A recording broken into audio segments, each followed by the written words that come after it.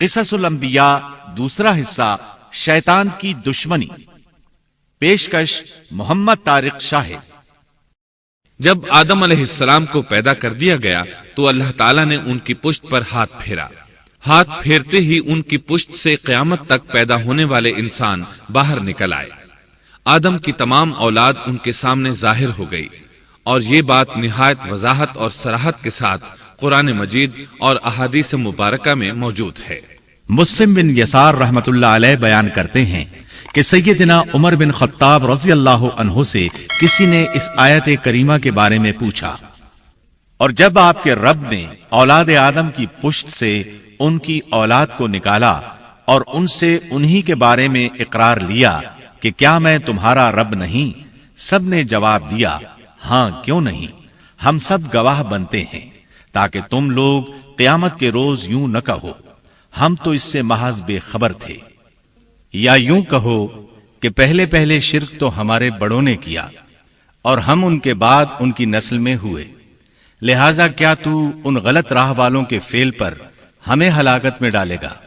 سیدنا عمر رضی اللہ عنہ نے اس شخص کے سوال کے جواب میں فرمایا، میں نے سنا ہے کہ رسول اللہ صلی اللہ علیہ وسلم فرما رہے تھے، اللہ نے آدم علیہ السلام کو پیدا کیا، پھر اپنے دائیں ہاتھ کو اس کی پشت پر پھیرا اور اس سے نسل انسانی کو باہر نکالا، اور ان کی طرف اشارہ کر کے فرمایا میں نے انہیں جنت کے لیے پیدا کیا ہے اور یہ جنت والوں کے اعمال کریں گے۔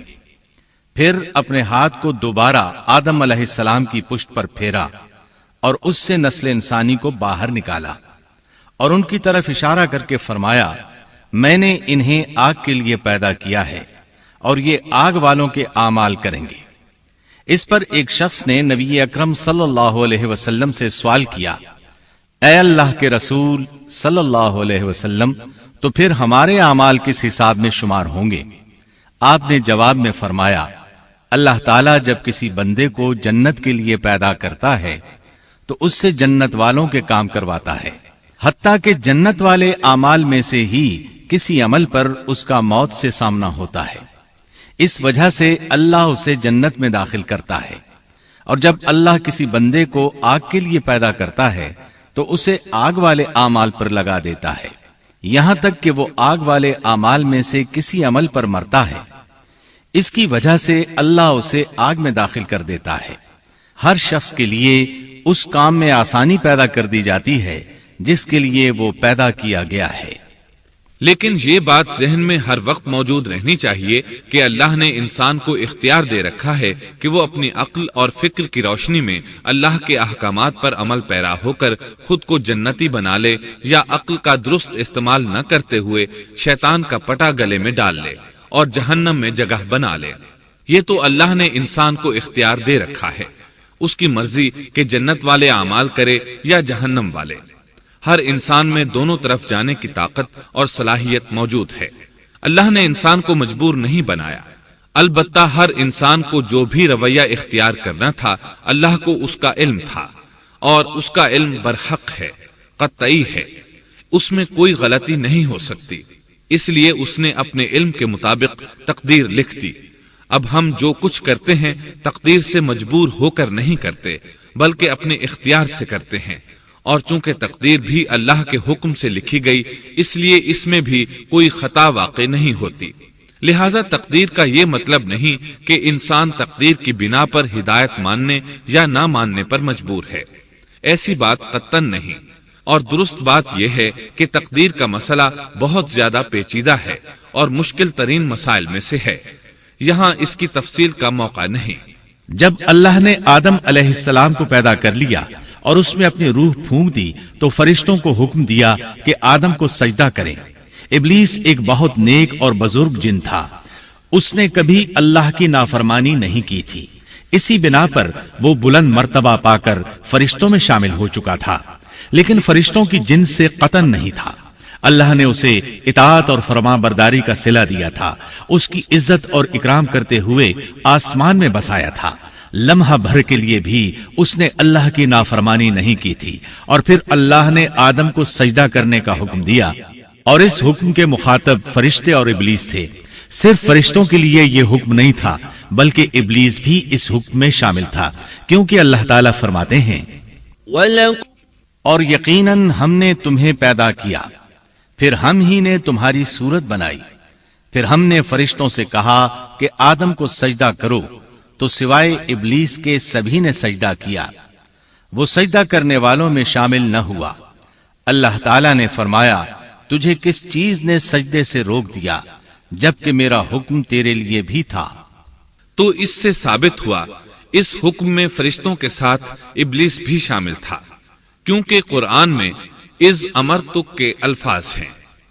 اس کا مطلب ہے کہ میں نے تجھے حکم دیا تھا، اور پھر ابلیس نے جواب میں یہ نہیں کہا کہ تو نے تو مجھے حکم ہی نہیں دیا تھا، بلکہ اس نے سجدہ نہ کرنے کی وجہ یہ بتائی۔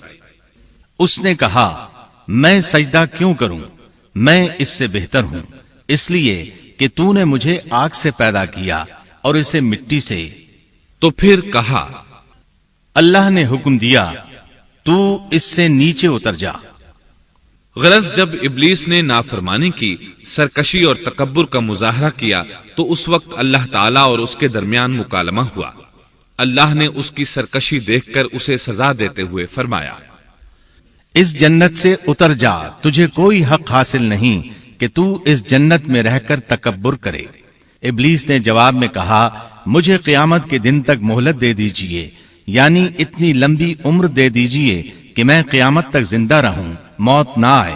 اللہ نے فرمایا تجھے مہلت دے دی گئی، لیکن ایک وقت مقررہ تک، اور جب شیطان اس طرف سے مطمئن ہو گیا کہ اسے مہلت مل گئی، تب اس نے کہا چونکہ تو نے مجھے گمراہ کر دیا ہے، اس وجہ سے میں قسم کھاتا ہوں کہ میں انسانوں کی گمراہی کے لیے تیرے سیدھے راستے پر بیٹھ جاؤں گا، پھر ان کے آگے سے، ان کے پیچھے سے، ان کے دائیں سے، ان کے بائیں سے، ان کے پاس آؤں گا، اور آپ ان میں سے اکثر لوگوں کو شکر گزار نہیں پائیں گے۔ اللہ تعالیٰ نے شیطان کا رد کرتے ہوئے فرمایا یہاں سے ذلیل و خوار ہو کر نکل جا، ان میں سے جو شخص بھی تیرا حکم مانے گا میں ایسے تمام گمراہوں سے جہنم کو بھر دوں گا، جو انسان بھی تیرا پیروکار بنے گا وہ جہنم کا مستحق اور حقدار ٹھہرے گا۔ قرآن مجید میں دوسرے مقامات پر بھی اس گفتگو کو نئے پیرائے میں دہرایا گیا ہے۔ مثلا اللہ نے فرمایا یقیناً ہم نے انسان کو کھنکھناتی مٹی سے پیدا فرمایا ہے جو کہ سڑے ہوئے گارے کی تھی، اور اس سے پہلے ہم نے جنات کو لو والی آگ سے پیدا کیا۔ اور جب تیرے پروردگار نے فرشتوں سے فرمایا میں انسان کو سیاہ بدبودار کھنکھناتی مٹی سے پیدا کرنے والا ہوں، جب میں اسے پورا بنا چکوں اور اس میں اپنی روح پھونک دوں تو تم سب اس کے لیے سجدے میں گر پڑنا۔ چنانچہ تمام فرشتوں نے سجدہ کیا سوائے ابلیس کے، اس نے سجدہ کرنے والوں میں شمولیت اختیار کرنے سے صاف انکار کر دیا۔ اللہ تعالیٰ نے فرمایا اے ابلیس تجھے کیا ہوا کہ تو سجدہ کرنے والوں میں شامل نہ ہوا؟ وہ بولا میں ایسے انسان کو سجدہ نہیں کر سکتا جسے تو نے سیاہ بدبودار کھنکھناتی مٹی سے پیدا کیا ہے۔ اللہ تعالیٰ نے فرمایا اب تو بہشت سے نکل جا کیونکہ تو مردود ہے اور تجھ پر قیامت کے دن تک میری پھٹکار ہے۔ کہنے لگا اے میرے رب مجھے اس دن تک مہلت دے دے جس دن کے لوگ دوبارہ زندہ کیے جائیں گے۔ اللہ نے فرمایا اچھا اس مقررہ وقت کے دن تک تجھے مہلت دی گئی۔ کہنے لگا اے میرے رب چونکہ تو نے مجھے گمراہ کیا ہے مجھے بھی قسم ہے کہ میں انسانوں کے لیے زمین میں گناہوں کو خوشنما بناؤں گا اور ان سب کو بہکا دوں گا سوائے ان کے جو تیرے منتخب اور مخلص بندے ہوں گے، وہ میرے بہکاوے میں نہیں آئیں گے۔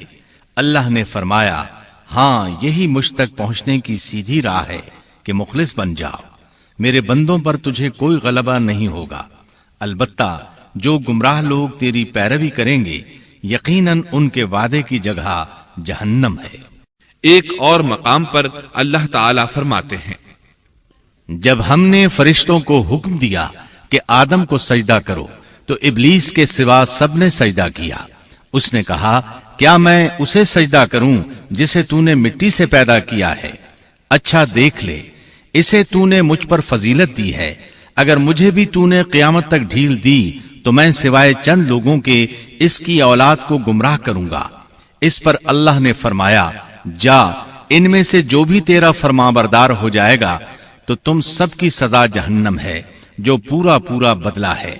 ان میں سے تو جسے بھی اپنی آواز کے ساتھ بہکا سکتا ہے بہکا لے، اور ان پر اپنے سوار اور پیادے چڑھا لا، یعنی اپنے گھڑ سوار لشکر اور پیدل لشکر کو چڑھا کر لے آ، اور اپنا ہر داؤ، ہر ترکیب اور ہر اسلحہ استعمال کر لے، اور ان کے مالوں اور اولاد میں بھی شرکت کر لے، اور تو انہیں دل بہلانے والے وعدے دے لے، یعنی ان کے برے اعمال بنا سنوار کر انہیں دکھا اور غلط خواہشات دلا، جنت، دوزخ اور دوبارہ زندہ نہ ہونے کے وعدے دے، اور ان سے شیطان کے جتنے بھی وعدے ہوتے ہیں سب کے سب سراسر فریب ہیں۔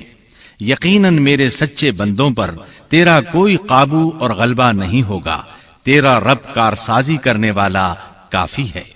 اسی طرح بہت سی آیات میں پہلی معصیت الہی کا ذکر کیا گیا ہے۔ سب سے پہلا نافرمان ابلیس ملعون تھا۔ وہ خبیث اللہ کے سامنے تکبر اور عناد سے بھرپور جواب دیتا رہا۔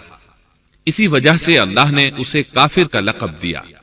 کافر اسے کہتے ہیں جو نعمت کا انکار کرے۔ اللہ نے اس پر اتنا فضل و کرم اور انعام و احسان کیا کہ بلند ترین مرتبے تک پہنچا دیا، لیکن اس نے اللہ کی اس نعمت کی قدر نہ کی، پرواہ نہ کی اور کفر کا راستہ اختیار کیا۔ اللہ تعالی فرماتے ہیں، جبکہ آپ کے رب نے فرشتوں سے فرمایا کہ میں مٹی سے ایک انسان کو پیدا کرنے والا ہوں، سو جب میں اسے ٹھیک ٹھاک کر لوں اور اس میں اپنی روح پھونک دوں تو تم سب اس کے سامنے سجدے میں گر پڑنا۔ چنانچہ تمام فرشتوں نے سجدہ کیا مگر ابلیس نے نہ کیا، اور اس نے تکبر کیا، وہ کافروں میں سے تھا۔ سب سے پہلا گناہ تکبر تھا۔ اسی لیے علماء کرام فرماتے ہیں، تمام گناہوں کی جڑ تکبر اور غرور ہے۔ نبی اکرم صلی اللہ علیہ وسلم نے اپنی امت کو تکبر نہ کرنے کا سختی سے حکم فرمایا، اس کی برائی، وبال اور ہلاکت سے آگاہ فرمایا۔ آپ نے فرمایا، اللہ اس شخص کی طرف رحمت سے دیکھے گا بھی نہیں جس نے تکبر کی بنا پر کپڑا ٹخنوں سے نیچے لٹکایا۔ اس کے علاوہ نبی صلی اللہ علیہ وسلم نے تو مطلقاً فرما دیا، وہ شخص جنت میں داخل ہونے کے قابل نہیں جس کے دل میں ذرہ برابر بھی تکبر ہے۔ جو شخص اپنے کپڑے، اپنے مکان اور اپنے قبیلے پر فخر کرتا ہے، اس سے اللہ کی رحمت اٹھ جاتی ہے۔ برادری کی بنیاد پر لڑنا، باہم فخر کرنا برے نتائج کا ذریعہ ہے۔ گناہوں کی بنیاد بھی تکبر ہے۔ اس لیے ہر مومن کو چاہیے کہ اپنے نوکر، خادم، ملازم یا کسی بھی مسکین پر کبھی بھی فخر و غرور کا اظہار نہ کرے، کیونکہ یہی اللہ کی سب سے پہلی نافرمانی وجود میں آئی تھی۔ تکبر کا یہ ذکر ضمناً آ گیا۔ ہم پھر اپنے موضوع کی طرف لوٹتے ہیں۔ اللہ نے آدم علیہ السلام کو پیدا کیا اور انہیں عالم بنا کر ہی تخلیق کیا، یعنی جب وہ پیدا ہوئے تو جاہل نہیں تھے۔ اللہ نے آدم علیہ السلام کو فرشتوں سے بھی بڑا عالم بنا کر پیدا فرمایا۔ بے شمار احادیث میں آدم علیہ السلام کی ابتدا اور ان کے علم کا ذکر موجود ہے۔ جب اللہ نے آدم میں مکمل روح ڈال دی اور وہ اپنے پاؤں پر کھڑے ہو گئے تو اللہ نے انہیں حکم دیا، جاؤ فرشتوں کی جماعت کو السلام علیکم کہو۔ آدم اور فرشتوں کی زبان عربی تھی، یہی زبان اہل جنت کی ہے۔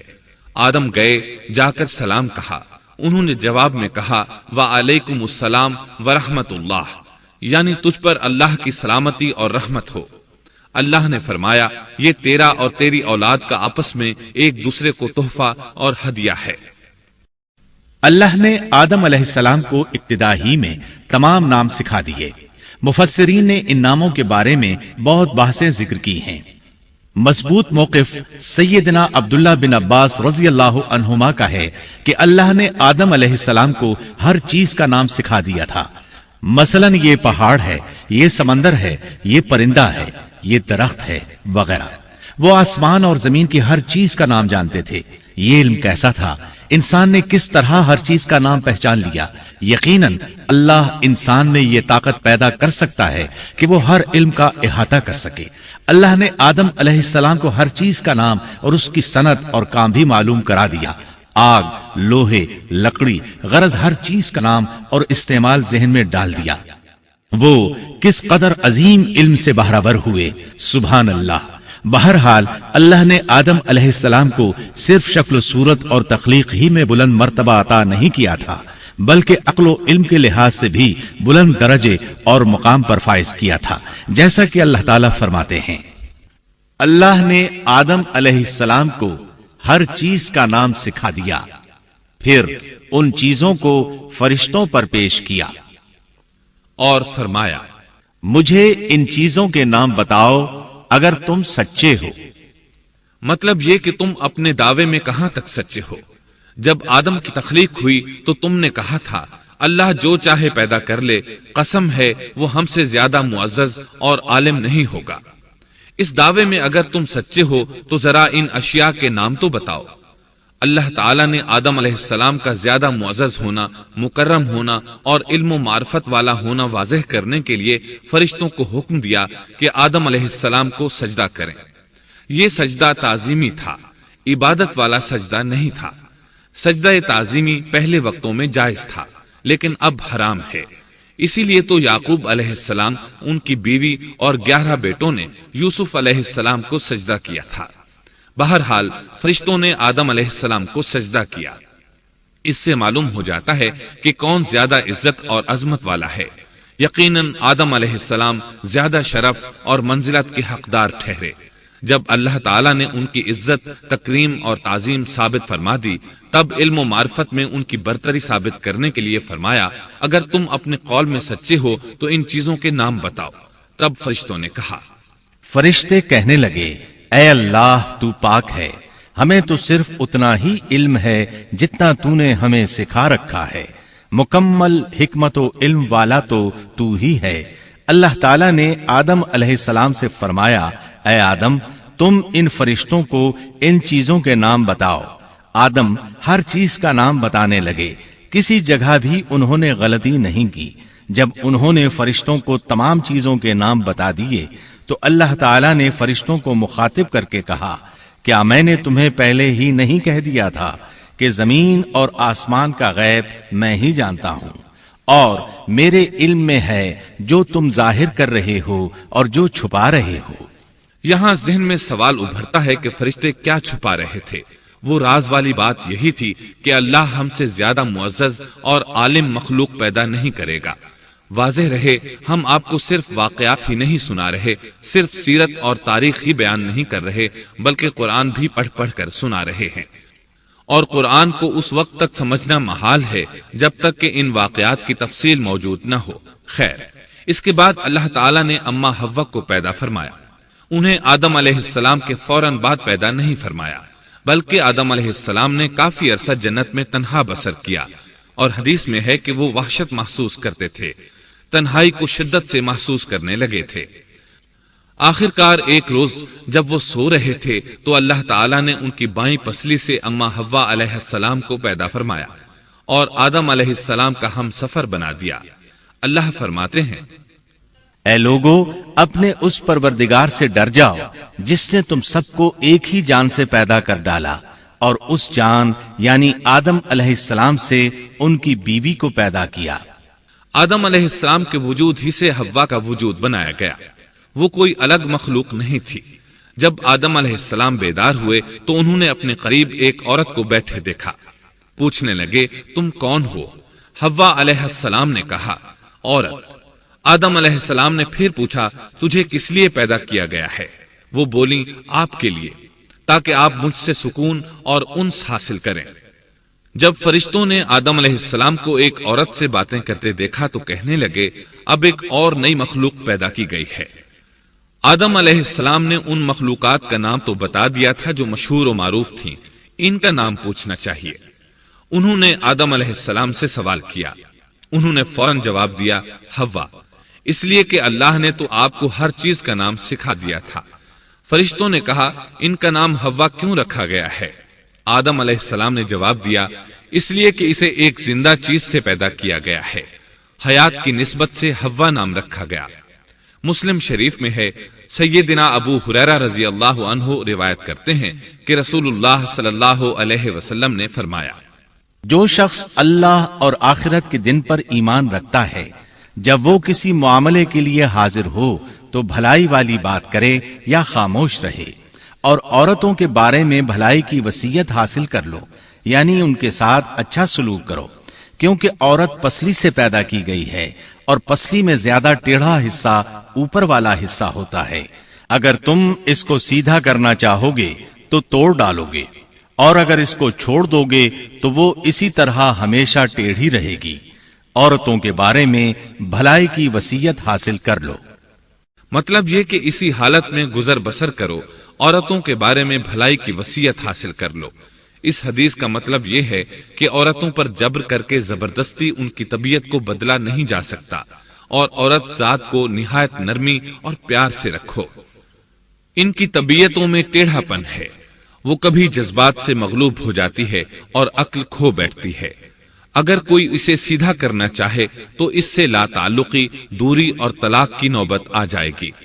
اگر اسے چھوڑ دو گے تو ٹیڑھا پن برقرار رہے گا۔ مرد کو بہت حوصلے سے اس صورتحال کو سنبھالنا چاہیے۔ احادیث میں سیدنا ابراہیم علیہ السلام کی زوجہ سیدہ سارہ علیہ السلام کا قصہ موجود ہے۔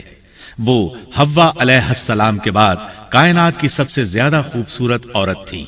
احادیث سے یہ اشارہ ملتا ہے کہ حوا علیہ السلام ابتدائے انسانیت سے لے کر قیامت تک پیدا ہونے والی تمام عورتوں میں خوبصورت تھیں۔ اب ابلیس لگا اپنے وسوسے شروع کرنے۔ آدم اور حوا علیہم السلام دونوں اللہ کے حکم سے جنت میں تھے کہ شیطان نے انہیں پھسلانے کی کوشش شروع کر دی۔ اللہ تعالیٰ فرماتے ہیں، اور ہم نے کہہ دیا اے آدم تم اور تمہاری بیوی جنت میں رہو اور جہاں سے چاہو با فراغت کھاؤ۔ جنت بھی کیسی؟ اللہ فرماتے ہیں، وہ جنت کہ جس کی چوڑائی ہی آسمانوں اور زمین کے برابر ہے۔ سو اس جنت میں سے جو چاہو سو کھاؤ، کچھ بھی منع نہیں سوائے ایک درخت کے، چنانچہ ارشاد ہوا، اور ہم نے کہا اے آدم تم اور تمہاری بیوی جنت میں رہو، پھر جس جگہ سے چاہو با فراغت کھاؤ، اور اس درخت کے پاس مت جاؤ ورنہ ظالموں میں سے ہو جاؤ گے۔ ایک اور جگہ فرمایا، اور جب ہم نے فرشتوں سے کہا کہ آدم کو سجدہ کرو تو ابلیس کے سوا سب نے سجدہ کیا، ابلیس نے انکار کیا، تو ہم نے کہا اے آدم یہ تیرا اور تیری بیوی کا دشمن ہے، خیال رکھنا ایسا نہ ہو کہ وہ تم دونوں کو جنت سے نکلوا دے اور تو مصیبت میں پڑ جائے۔ یہاں تو تجھے آرام ہے، نہ تو بھوکا ہے اور نہ ننگا، اور نہ تو یہاں پیاسا ہوتا ہے، نہ دھوپ سے تکلیف اٹھاتا ہے۔ گویا اللہ نے سیدنا آدم علیہ السلام کو وسوسے سے پہلے ہی خبردار کر دیا تھا۔ ان آیات سے یہ بھی پتا چلا کہ انسان سے ابلیس کی عداوت اور دشمنی ابتدا ہی سے چلی آ رہی ہے، اور یہ بھی ثابت ہوا کہ جو لوگ کہتے ہیں کہ انسان ابتدا میں ننگا تھا، ان کا قول صحیح نہیں، اس لیے کہ اللہ تعالیٰ نے جنت میں بھی آدم علیہ السلام پر لباس رکھا اور زمین میں بھی لباس نازل کر دیا، جیسا کہ اللہ تعالیٰ فرماتے ہیں، اے آدم کی اولاد ہم نے تم پر لباس کو نازل کیا جو تمہاری شرمگاہوں کو چھپاتا ہے اور زینت کا سبب بھی ہے، اور تقوی کا لباس اس سے بھی بہتر ہے۔ لہذا آدم ابتدا میں ننگے نہیں تھے، انہیں تو ننگے پن کا علم ہی نہیں تھا، نہ ہی ان کی بیوی کو برہنہ ہونے کا علم تھا۔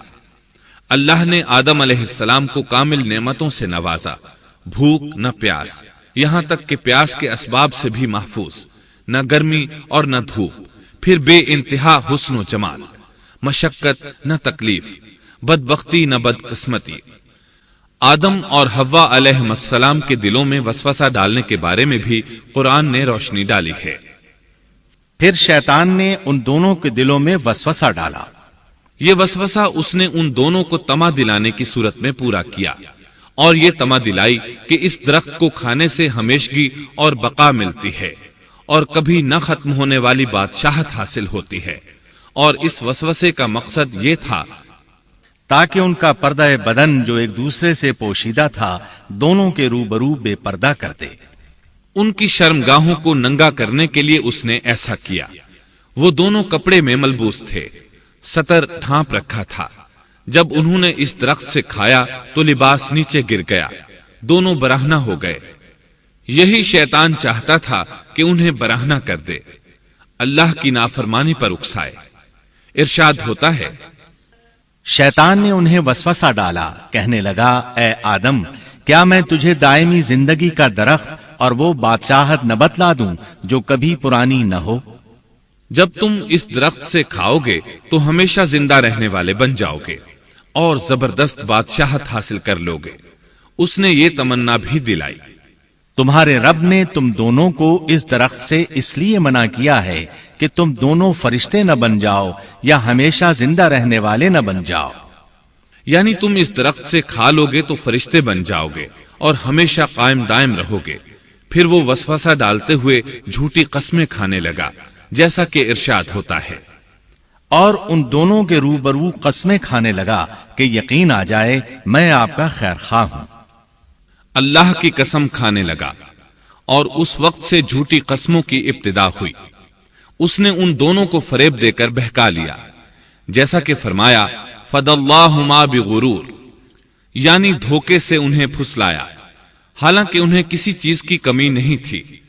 بھلا وہاں کیا محتاجی ہو سکتی تھی؟ جنت میں سکون سے زندگی بسر کر رہے تھے۔ جنت سے بڑھ کر کیا چاہیے؟ ہمیشہ کے لیے جنت مل چکی تھی۔ اللہ تعالیٰ فرماتے ہیں، ان دونوں نے جب درخت کو چکھا، دونوں کا پردہ بدن ایک دوسرے کے روبرو کھل گیا، دونوں اپنے بدنوں پر درختوں کے پتے جوڑ جوڑ کر رکھنے لگے۔ کپڑے اترنے پر دونوں کو حیا آئی، اس لیے کہ انسان کی فطرت میں برہنہ ہونے کی ناپسندیدگی شامل ہے۔ برہنہ ہو گئے تو کوئی لباس نہیں تھا، اس لیے درختوں کے پتے جوڑ کر جسم ڈھانپنے لگے۔ حدیث میں آیا ہے، آدم بھاگنے لگے تو اللہ نے پکارا، آدم مجھ سے بھاگتے ہو؟